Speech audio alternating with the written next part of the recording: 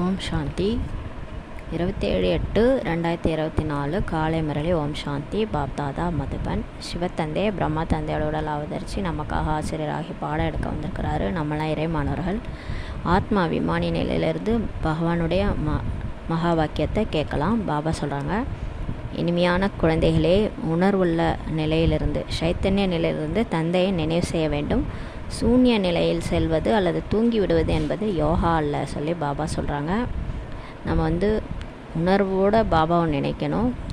அந்த ஆழ் மனசில் நமக்கு பாபாவுடைய நினைவை பதிய வைக்கணும்.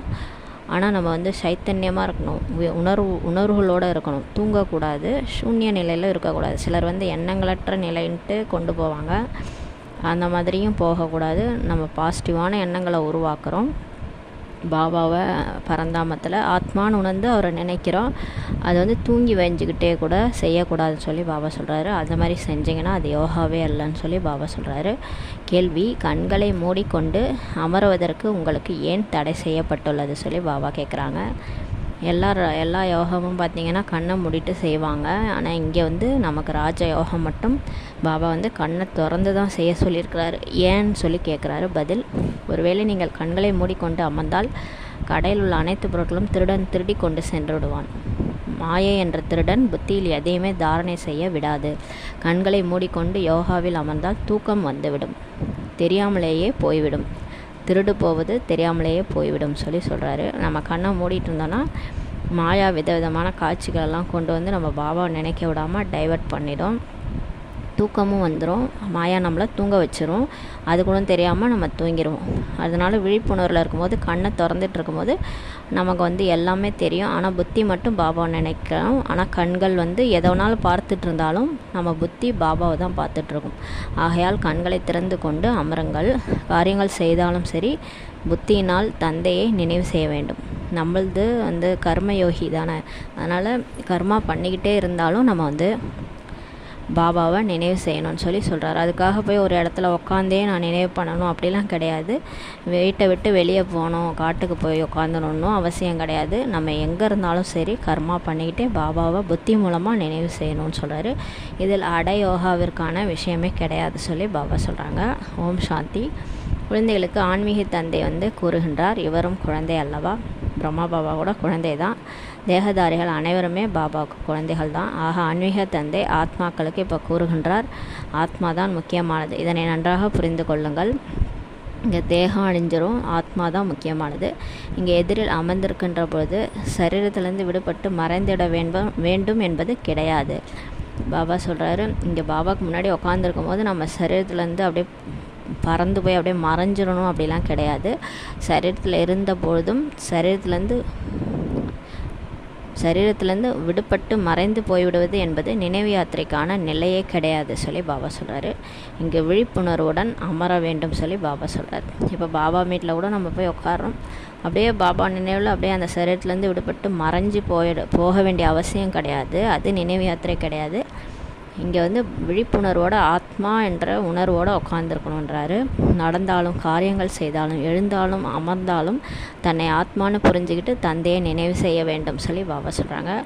இங்கே அமர்ந்து கொண்டு மயக்க நிலைக்கு சென்று விடுங்கள் என்று தந்தை கூறுவதே கிடையாது. சில யோகங்கள்லாம் பார்த்திங்கன்னா அப்படியே மயக்க நிலைக்கு கொண்டு போயிடுவாங்க.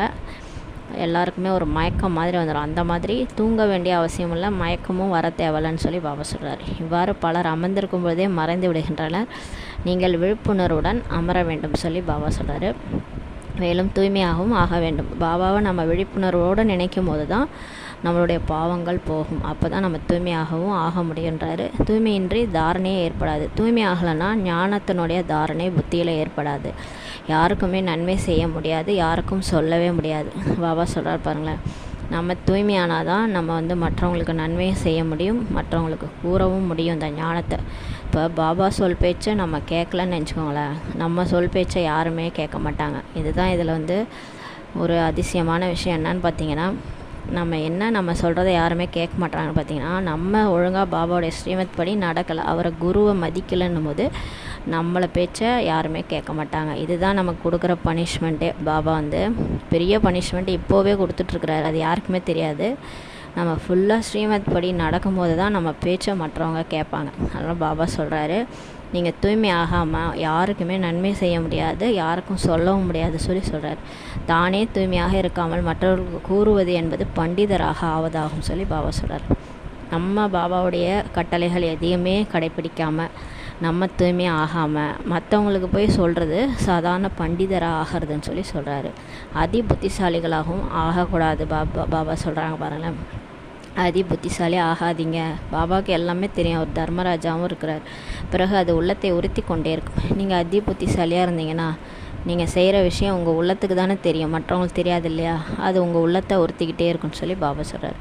நான் சூன்யத்தில் சென்று விடுகிறேன் என்று நினைக்காதீர்கள் பாபா சொல்கிறாரு. நான் அப்படியே சூன்யத்தில் போயிடுறேன், நான் ஃபுல்லாக அப்படியே மறைஞ்சு போயிடுறேன் அப்படிலாம் நினைக்காதீங்க. கண்கள் மூடப்பட்டு விடுகிறது, அவ்வளோதான்.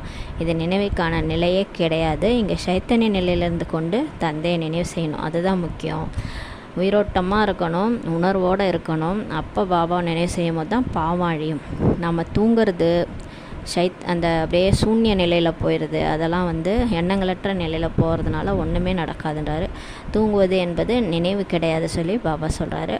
ஒரு எண்ணம் இருக்கணும், நான் ஆத்மா, என்னுடைய அப்பா பரமபிதா பரமாத்மா, ஒரு எண்ணமாவது அட்லீஸ்ட் இருக்கணும். அப்படி இருக்கும்போது தான் நம்ம பாவம் அழியும். பரந்தாமத்தில் அவர் அந்த மாதிரி நினைவு பண்ணும்போது நம்ம பாவம் அழியும். மற்றபடி நம்ம தூங்கிட்டு பாவம் போயிடும். நான் காலையில் எழுந்திருக்கிறேன் பாபா, நான் படுத்து தூங்கிட்டே உங்களை நினைக்கிறேன், அது கூட போகாது பாவம்னு சொல்கிறாரு. குழந்தைகளுக்கு பல கருத்துக்கள் புரிய வைக்கப்படுகிறது. இப்போ பாபா நிறைய முறையில் நமக்கு சொல்லி புரிய வைக்கிறாரு. சாஸ்திரங்களில் 7வது உலகுக்கு போயிட்டாங்கன்னா அவங்களுக்கு உலகை பற்றி எதுவுமே தெரியாதுன்ட்டு சொல்லப்பட்டிருக்கிறதா. உங்களுக்கு உலகை பற்றி தெரியும் அல்லவா பாபா சொல்கிறார். நமக்கு 3 உலகம் இருக்கிறது தெரியும். சாக்கார உலகம், அதுக்கப்புறம் சூட்சுமவாதனம், அதுக்கப்புறம் மூலவாதனம், அது எல்லாமே நமக்கு தெரியும். இது சீச்சி உலகமாகும் பாபா சொல்கிறாரு. தந்தையை யாருமே இங்கே தெரிஞ்சிக்கல. ஒருவேளை தந்தையை தெரிஞ்சிருந்தாங்கன்னா சிருஷ்டி சக்கரத்தையும் தெரிஞ்சிருப்பாங்க. இந்த சக்கரம் எவ்வாறு சுற்றுது, மனிதர்கள் மறுபிறப்பு எவ்வாறு எடுக்கின்றனர் என்பதை இப்போ பாபா தான் நமக்கு புரிய வைக்கிறாரு. சத்தியுகத்தில் நீண்ட ஆயுள் இருந்தாலும் முகம் அழங்கற்றதாகவே ஆகாது. அங்கே பாருங்கள், 150 வயசானாலும் வயசான தோற்றமே இருக்காது. இங்கே ஆனால் பாருங்கள், 100 வயசு இருக்கிறவங்களுக்கு வயதான தோற்றம் வந்துடுது. மற்றபடி சன்னியாசிகளுடையது அடயோகம். சன்னியாசிகள் அடயோகம் பண்ணாலும் அவங்களுக்கு வயசானால் முகம் மாறிடும். கண்களை மூடுவது, குகைகளில் அமர்ந்து அழகற்றதான முகமாக ஆவது, இது சன்னியாசிகளுடைய யோகம் பாபா சொல்கிறார். இல்லறத்தில் இருந்து கொண்டே விழிப்புணர்வுடன் இருங்கள்ட்டு தந்தை இப்போ உங்களுக்கு சொல்கிறார். சூன்யத்தில் போவது என்பது எந்த ஒரு நிலையுமே கிடையாது பாபா சொல்கிறார். எண்ணங்களற்ற நிலையில் போயிட்டு நான் ஆத்மான்னு உணர்றது எந்த ஒரு நிலையுமே கிடையாது. அதனால் பாவம் போகாதுன்னு சொல்கிறார். தொழில் போன்றவைகளை நீங்கள் செய்யணும், இல்லற காரியங்களையும் கவனிக்க வேண்டும். சூன்யத்தில் சென்று விடக்கூடாது பாபா சொல்கிறாங்க. சிலர் அப்படியே நான் யோகா நிலையிலே உட்காடுறேன், எந்த வேலையும் செய்ய மாட்டேன்னு அப்படியே உட்காந்துருப்பாங்க. அது பிரயோஜனமே கிடையாதுன்றாரு. கர்ம கணக்கையும் நம்ம முடிக்கணும், பாபாவையும் நினைக்கணும், கர்ம கணக்கையும் முடிக்கணும். காரியங்களை செய்து கொண்டே புத்தியினால் தந்தையை நினைவு செய்யணும் பாபா சொல்கிறார். அவசியம் காரியங்களை செய்ய வேண்டும். கண்களை திறந்து கொண்டு தான் செய்வீர்கள் அல்லவா? இப்போ நம்ம ஏதாவது ஒரு வேலை செய்கிறோம், கண்ணை திறந்துக்கிட்டு தானே செய்கிறோம். மூடிட்டு செஞ்சால் என்ன ஆகும்? அதில் என்ன நடந்தாலும் நமக்கு தெரியாது இல்லையா? அந்த மாதிரி எந்த காரியங்கள் செய்தாலும் கண்ணை திறந்துக்கிட்டு தான் செய்வீங்க இல்லையா? அது மாதிரி தான் யோகம்னு சொல்கிறாரு. தொழில் போன்ற எல்லா விஷயங்களையும் செய்து கொண்டே இருங்கள். உத்தியோகம் தந்தையிடம் இருக்கணும்னு பாபா சொல்கிறார். இதில் எந்த தவறுமே நீங்கள் செய்யக்கூடாது. சிலர் கண்ணை மூடிக்கிட்டு அப்படியே பாபா நினைவில் இருக்கிறான்ட்டு தூங்கிடுவாங்க. அதனால பாபா சொல்கிறாரு, நீங்கள் கண்ணை திறந்துக்கிட்டே யோகம் செய்ய இப்போவே கற்றுக்காங்க. ஏன்னா கடைசி நேரத்தில் நம்ம அந்தமதி சோகதின்றது எந்த நிலையில் வேணாலும் மரணம் வரலாம். அப்போ நம்ம அந்த நிலையில் நம்ம கண்ணை திறந்துருந்தாலும் சரி, படுத்துட்டு இருந்தாலும், நடந்துட்டு இருந்தாலும், பாத்ரூமில் இருந்தாலும், நமக்கு பாபாவுடைய நினைவு இருக்கும்போது நம்ம அவர்கிட்ட போக முடியும். அதனால தான் இந்த பயிற்சி இப்போவே நமக்கு செய்ய சொல்கிறார். கண்ணை திறந்துக்கிட்டே நீங்கள் பாபா நினைங்கன்னு சொல்கிறார். கடையில் அமர்ந்திருக்கும் பொழுதும் கண்களை மூடிக்கொண்டால் பிறகு யாராவது பொருட்களை எடுத்து சென்று விடுவார்கள் அல்லவா? பாபா உதாரணம் சொல்கிறார் பாருங்கள். இப்போ கடையில் உட்காந்துருக்குறீங்க, கண்ணை மூடிக்கிட்டு நீங்கள் வியாபாரம் செய்வீங்களா? அப்படி இருந்தால் யாராவது பொருள் எடுத்துகிட்டு போயிடுவாங்க இல்லையா? மேலும் அது தெரியாமலே இருந்துவிடும் பாபா சொல்கிறாரு. அவர் யாரை எடுத்துகிட்டு போனாங்கன்னே தெரியாது. இது ஒரு ஸ்திதியே கிடையாது பாபா சொல்கிறார். கண்ணை மூடிக்கிட்டு செய்கிறது ஒரு ஸ்திதியே கிடையாது. நாம் தேகத்திலேருந்து விடுபட்டவர்களாக ஆகிவிடுகிறோம் என்பது ஹடயோகிகளினுடைய விஷயமாகும் பாபா சொல்கிறாரு. மாயாஜாலம் செய்பவர்கள் இவ்வாறு செய்கிறாங்க. தந்தை நல்ல முறையில் அமர்ந்து இப்போ நமக்கு புரிய வைக்கிறார். இதில் கண்களையோ மூடிவிடக்கூடாது.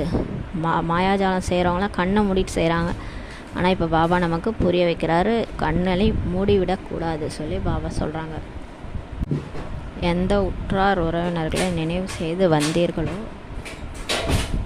அனைத்தையும் மறந்துவிடுங்கள் என்று தந்தை கூறுகின்றார். ஒரே ஒரு தந்தையை நினைவு செய்ய வேண்டும். இப்போ பாபா எல்லாரையும் மறந்துட்டு ஒரு பாபா மட்டும் நினைவு செய்ய சொல்கிறாரு. நினைவு யாத்திரையின்றி பாவங்களே அழியாது. பாபா நினைக்காம அவங்க பாவம் போகாதுன்னு சொல்லி பாபா சொல்கிறாரு. போக எடுத்து போகிறாங்க, சூட்சும லோகத்தில் போய் மறைந்துடுறாங்க. அந்த காலத்தில் தாதிகள் சூட்சும லோகத்தில் போய் மறைஞ்சிட்றாங்க.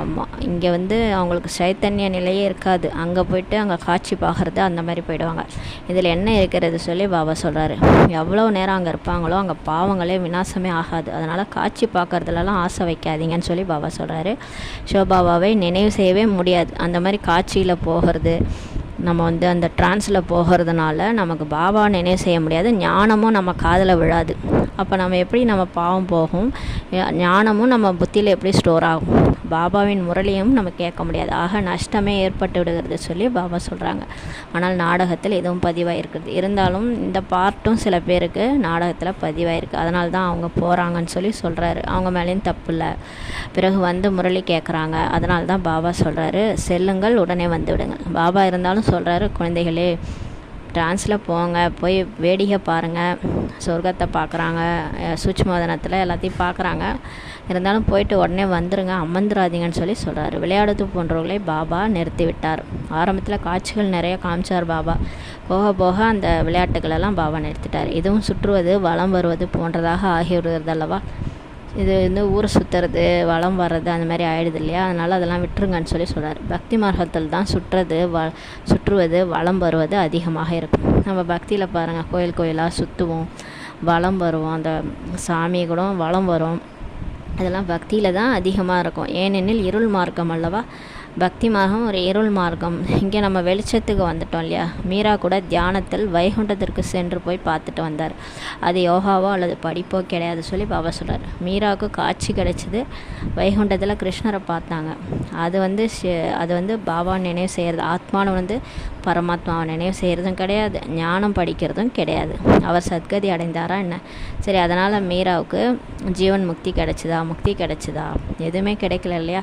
காட்சிகள் மட்டும்தான் கிடைச்சிது. சொர்க்கம் செல்ல தகுதியானவராக ஆனாரா? இல்லையே. மீரா பக்தையாக தான் இருந்தார்.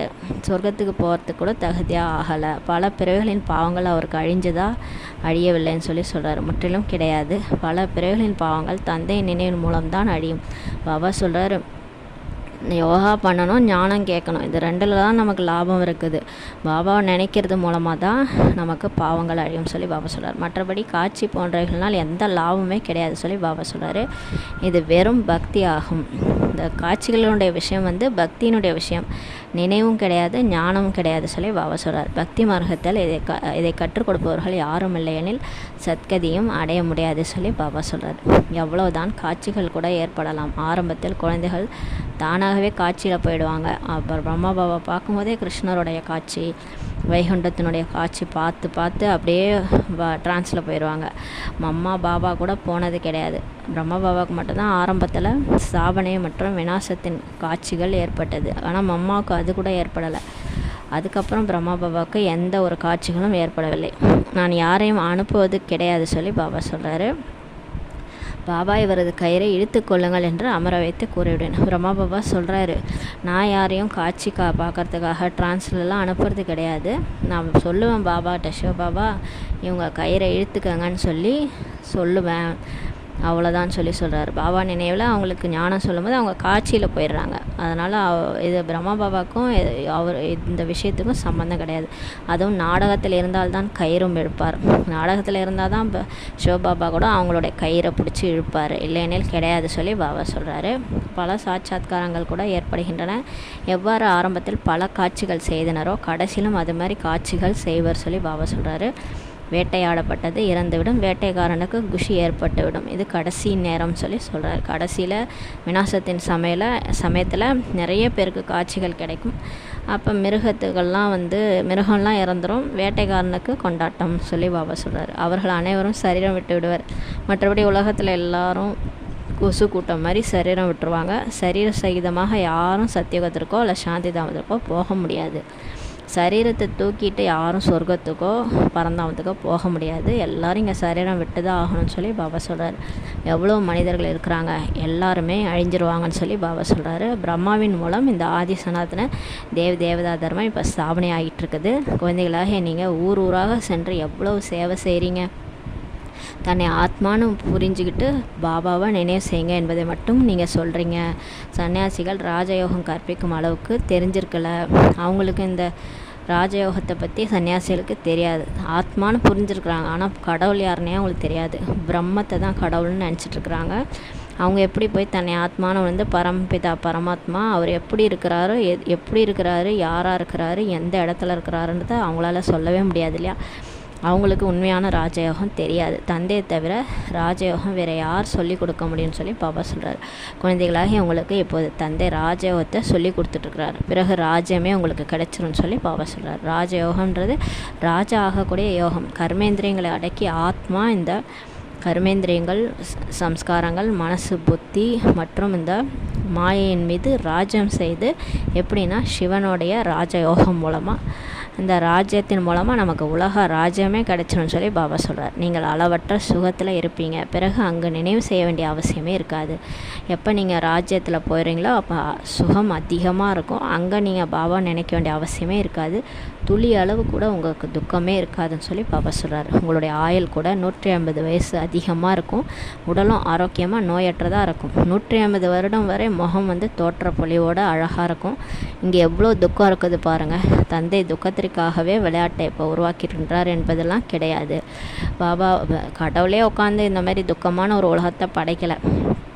அவர் இந்த விளையாட்டையும் விளையாடலான்னு கிடையாதுன்னு சொல்லி சொல்கிறார்.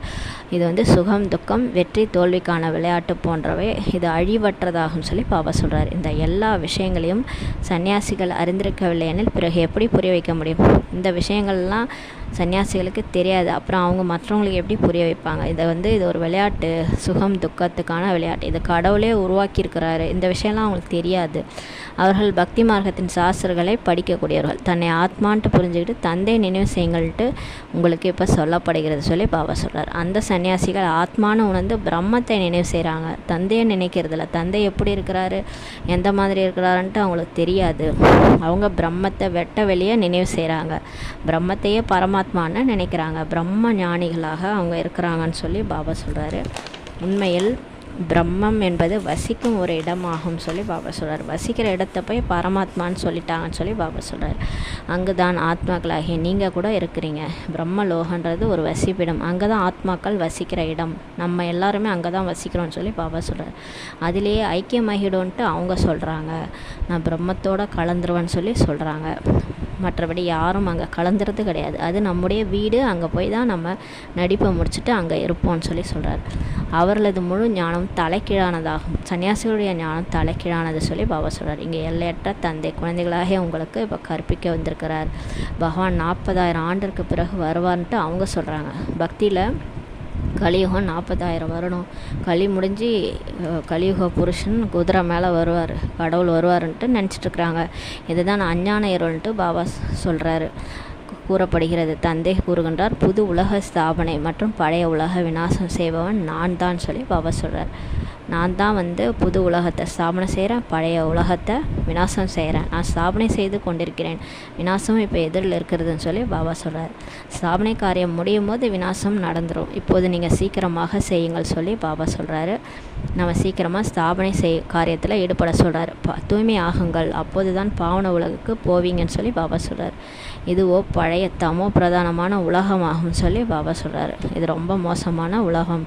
லட்சுமி நாராயண் ராஜ்யம் இங்கே கிடையாது. இவர்களது ராஜ்யம் புது உலகத்தில் தான் இருந்தது. இப்போது லட்சுமி நாராயணரோட ராஜ்யம் இல்லை. இவர்களது மறுபிறப்பு எடுத்து வந்தனர். லட்சுமி நாராயணர் தான் மறுபிறவி எடுத்து இப்போ இருக்கிறாங்க. சாஸ்திரங்களில் என்னவெல்லாம் எழுதிட்டாங்க. அர்ஜுனனின் குதிரை வண்டியில் கிருஷ்ணர் அமர்ந்திருப்பதாக காண்பிக்கின்றனர். சாஸ்திரங்களில் அர்ஜுனரோட குதிரை வண்டியில் கிருஷ்ணர் இருந்தார்னு சொல்லி காண்பிக்கிறாங்க. அர்ஜுனனின் உள்ளுக்குள் கிருஷ்ணர் அமர்ந்திருக்கிறார் என்பதே கிடையாதுன்னு சொல்லி பாபா சொல்கிறார். அர்ஜுனனோட உள்ளார கிருஷ்ணர் அமர்ந்திருக்கிறார்லாம் கிடையாது. கிருஷ்ணர் தேகதாரி அல்லவா, யுத்தத்திற்கான விஷயம் எதுவுமே கிடையாது சொல்லி பாபா சொல்கிறார். கிருஷ்ணரோ தேகதாரி. அவர் யுத்தத்திற்கான விஷயம்லாம் எதுவுமே கிடையாது. அவர்கள் பாண்டவர்கள் மற்றும் கௌரவங்களின் படையை தனித்தனியாக ஆக்கிவிட்டனர். இங்கே அந்த விஷயமே கிடையாது சொல்லி பாபா சொல்கிறார். அங்கே பார்த்தீங்கன்னா பாண்டவர்கள் தனியாக ஒரு படை, கௌரவர்கள் தனியாக ஒரு படை, அதில் கிருஷ்ணர் பாண்டவர்கள் பக்கம் இருக்கிறதா காமிச்சிருக்கிறாங்க.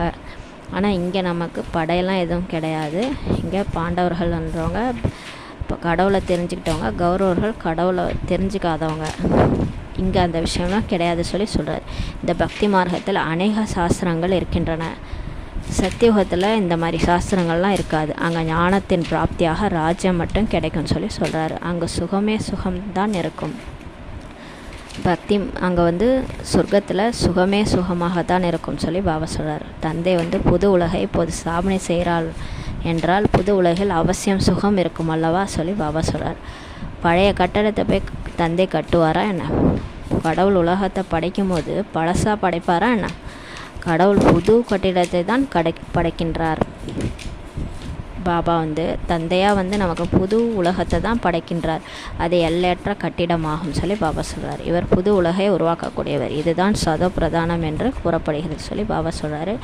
இப்போது தமோ பிரதானமான அசுத்தமான உலகமாக இருக்கிறது. இப்போது நீங்கள் மாற்றான் ராவனோட ராஜ்யத்தில் அமர்ந்திருக்கிறீங்க. சிவபாபா தான் ராமர் என்று சொல்லப்படுகின்றார். ராம் ராம் என்று கூறி ராமநாமத்தை தானம் செய்கின்றனர். சிவபாபா எங்கிருக்கின்றார், ராமர் எங்கிருக்கின்றார் சொல்லி பாபா சொல்கிறார். இப்போது சிவபாபா குழந்தைகளாகி உங்களுக்கு கூறுகின்றார், என் ஒருவனை நினைவு செய்யுங்கள். எங்கிருந்து வந்தீங்களோ பிறகு அங்கே தான் செல்ல வேண்டும். பரந்தாமத்திலேருந்து வந்தோம், திரும்ப நம்ம அங்கே தான் போக போகிறோம். எதுவரை பாபாவை நினைவு செய்து தூய்மையாக ஆகலையோ அதுவரை திரும்பி செல்ல முடியாது சொல்லி பாபா சொல்கிறார். உங்களிலும் மிக சிலர் மட்டும்தான் தந்தையை மிக நல்ல முறையில் நினைவு செய்கிறாங்கன்னு சொல்லி சொல்கிறாரு. தன்னை ஆத்மானு புரிஞ்சுக்கிட்டு பரமாத்மாவை நினைவு செய்யணும். உடல் உணர்வில் நினைவு செஞ்சால் பாவம் போகாது. அதனால் ஒரு சிலர் தான் சரியாக நினைவு பண்ணுறாங்கன்னு சொல்லி சொல்கிறாரு. வாயில் கூற வேண்டிய விஷயம்லாம் கிடையாது. ஓம் நம சிவாயா, ஓம் நம சிவாயன்லாம் சொல்கிறாங்க. சிலர் மண்மனாபவன்லாம் சொல்கிறாங்க. அது மாதிரி சொல்ல வேண்டிய விஷயமே கிடையாது. சிலர் நான் ஆத்மா நான் ஆத்மா நான் ஆத்மானெலாம் சொல்லிகிட்ருக்காங்க.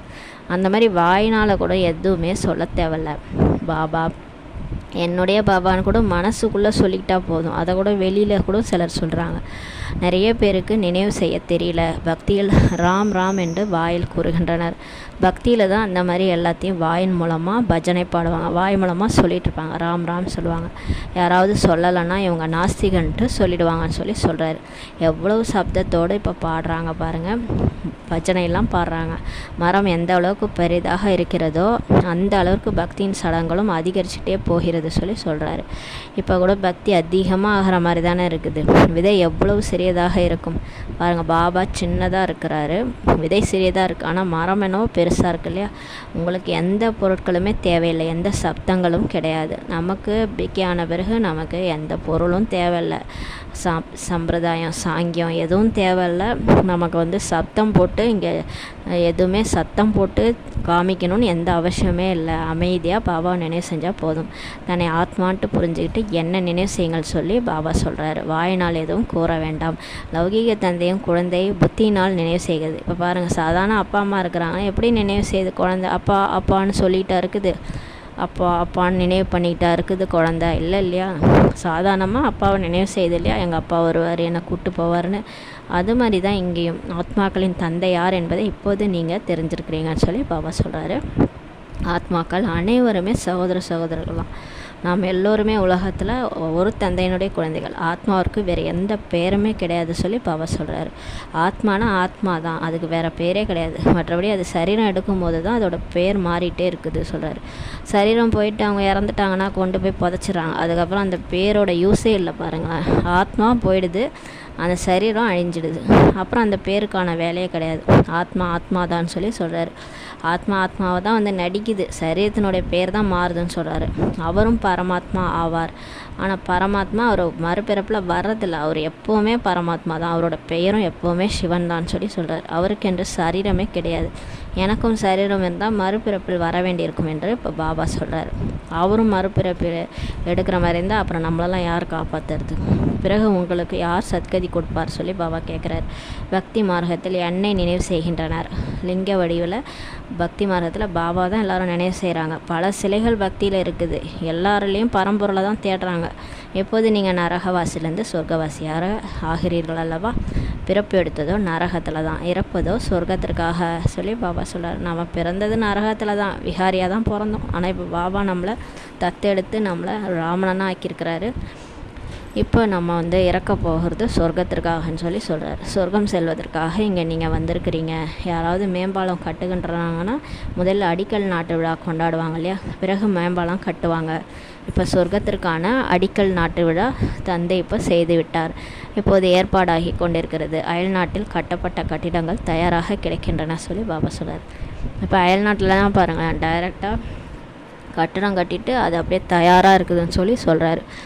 அதனால தான் பூகம்பம்லாம் நடந்தால் கூட ஈஸியாக உருவாக்கிடுறாங்க. சொர்க்கத்தில் மிகுந்த விசால புத்தியுடையவர்களாக சதோ பிரதானமாக இருப்பாங்க எல்லா ஆத்மாக்களும் சொல்கிறாரு. அறிவியலின் புத்தி வேகமாக இருக்கும். சொர்க்கத்தில் அறிவியலின் புத்தி ரொம்ப வேகமாக இருக்கும். கட்டிடங்களில் ரத்தினங்கள் கூட அங்கே பதிக்கப்படும். இன்றைய நாட்களில் போலியான பொருட்கள் எவ்வளோ வேகமாக உருவாக்குறாங்க என்பதை பாருங்கள். அது உண்மையானதை விட மிக அதிகமாக ஜொலிக்கின்றன. இப்போ இந்த சாதாரணமான நெக்லஸ்ஸு இதெல்லாம் எல்லாமே போலியானது. அது பார்த்திங்கன்னா உண்மையை விட ரொம்ப பிரகாசமாக இருக்குது. மேலும் இன்றைய நாட்களில் இயந்திரங்களின் மூலம் உடனே உருவாக்கி விடுகின்றனர். அங்கு கட்டிடம் கட்டுவதற்கு தாமதமே ஏற்படாது சொல்லி பாபா சொல்கிறார். இப்போ சயின்ஸ் மூலமாக அப்படி கண்டுபிடிச்சிட்டாங்க. எந்திரங்கள் மூலம் ரொம்ப ஈஸியாக வீடெல்லாம் கட்டிடுறாங்க.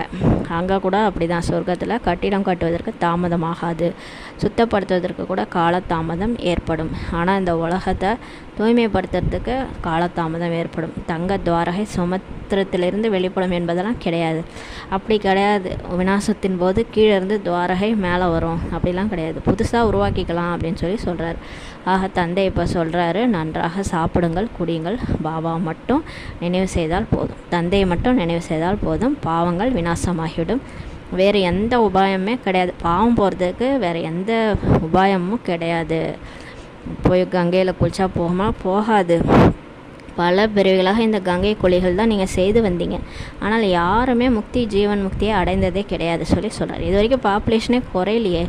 அப்படி கங்கை குளியலில் குளித்து பாவம் போய் நம்ம பறந்தாமல் போயிருந்தா அப்போ பாப்புலேஷனில் குறைஞ்சிருக்கணும். பாப்புலேஷன் குறையவே இல்லையே.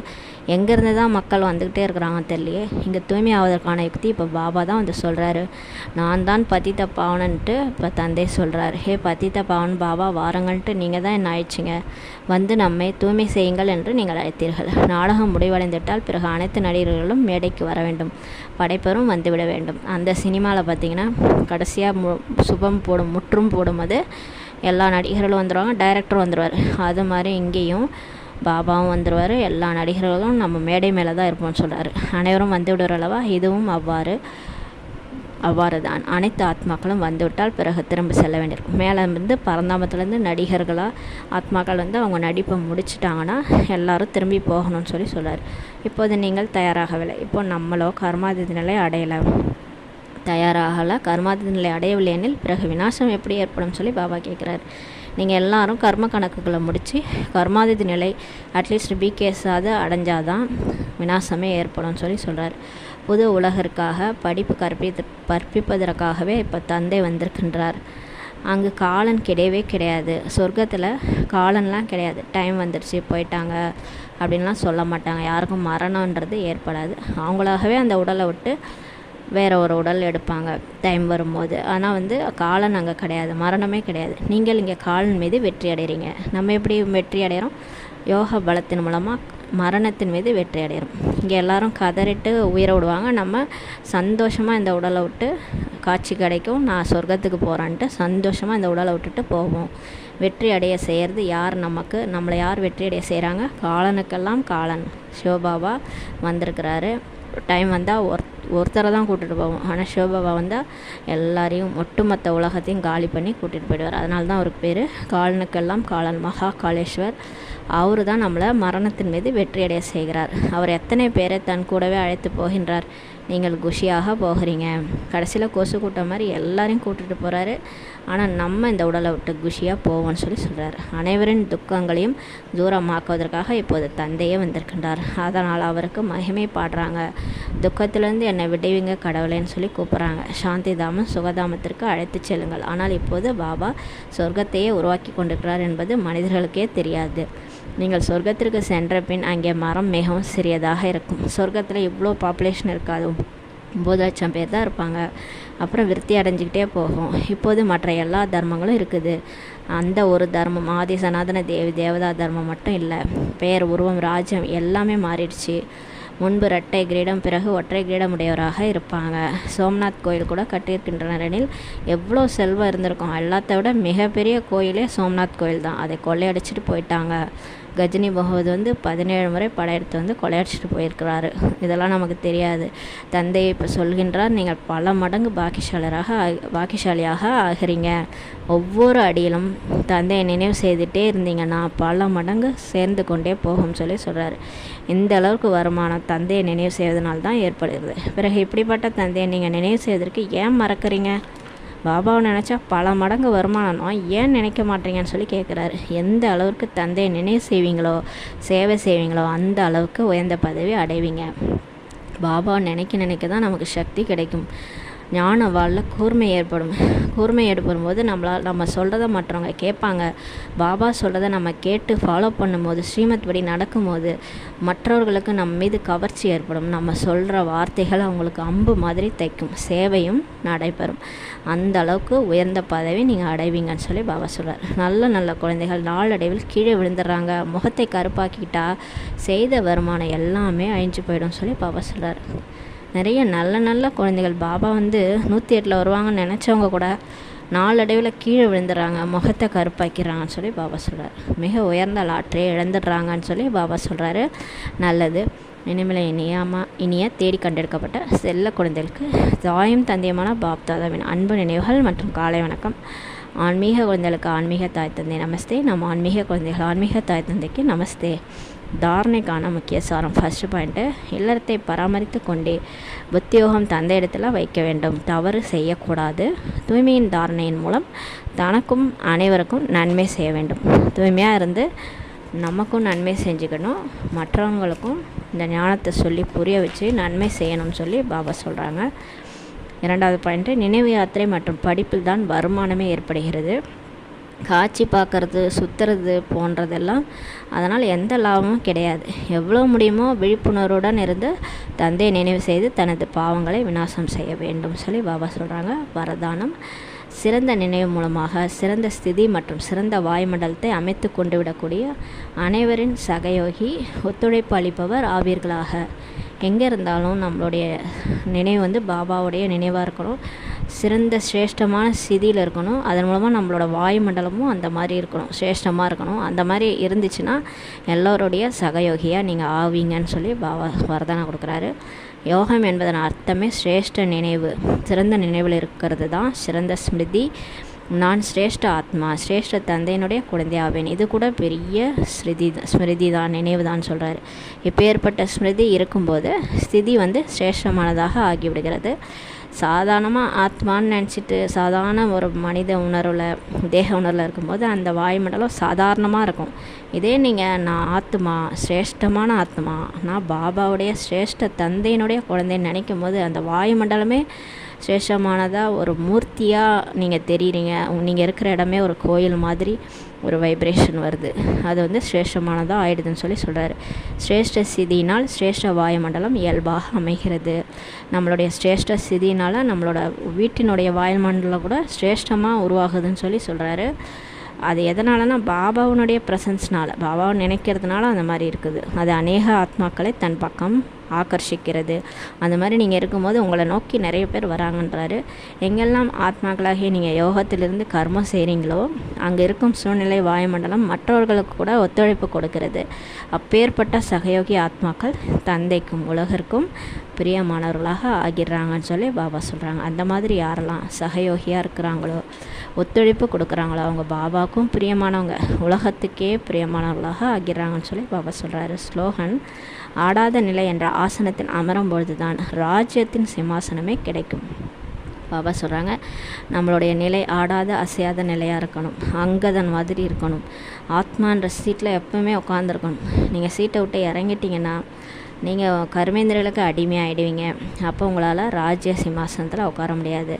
ஆனாலும் நீங்கள் இப்போவே ஆத்மா சீட்டில் ராஜ்ய அதிகாரியாக உட்காந்து கர்மேந்திரியங்கள், அந்த 5 குதிரைகள் மற்றும் மனசு, புத்தி, சம்ஸ்காரத்தை அடக்குனீங்கன்னா அடாத நிலையில் உட்காந்துருந்தீங்கன்னா எதிர்கால ராஜ்ய சிம்மாசனம் உங்களுக்கு கிடைக்கும்னு சொல்லி பாபா சொல்கிறாங்க. ஓம் சாந்தி. நன்றி பாபா, நன்றி டாமா, நன்றி பரிவாரம். ஓம் சாந்தி.